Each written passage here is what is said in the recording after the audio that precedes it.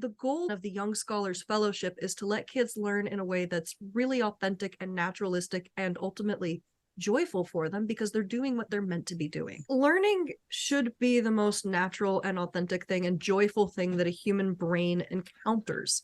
We are learning machines. We go out into the world, we experience things, we internalize them, we process them, and then we have our own ideas and inspirations and projects that emerge from that. But a lot of mainstream education tends to smother that process by regimenting and isolating different ideologies and really putting kids and their education in distinct little boxes. And that can smother creativity and enthusiasm for learning. So the goal then of the Young Scholars Fellowship is to let kids learn in a way that's really authentic and naturalistic and ultimately joyful for them because they're doing what they're meant to be doing. Which is what? Which is learning in a way that's exploratory and fun.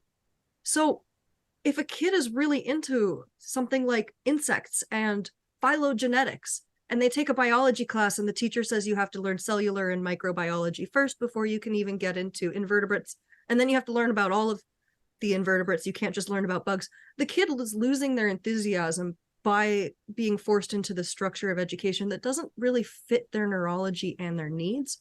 If we can create an opportunity for kids to learn what they want to learn, and in fact write their own curriculum with a little bit of guidance, then we can allow them to learn in that way that is so organic and positive and will create within them a lifelong love of learning and growth. I love that. Can you tell me about what a project might look like and then the symposium at the end? Projects can look like anything. It's going to depend on the creativity of an individual student. I have seen students who have published books. I have seen students who have built robots in the STEM program.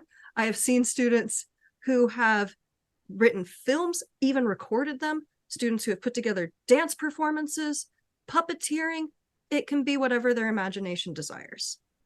Our class is going to focus specifically in arts and humanities. If your student is a historian, if your student is a creative writer, if your student is a visual artist, this is the place for them to have an opportunity to grow in their own authentic way. And can you tell me quickly about the symposium? So our class culminates in the Young Scholar Symposium, which is an opportunity for students to present the outcomes of their exploration and their production in front of a wide audience. And that brings real world meaning to the work that they're doing and allows them to really shine in the accomplishments and continue to move forward feeling good about what they've done. Excellent. And can you tell us finally, now that we know about this amazing course, who you are and why you are the most qualified mentor for this?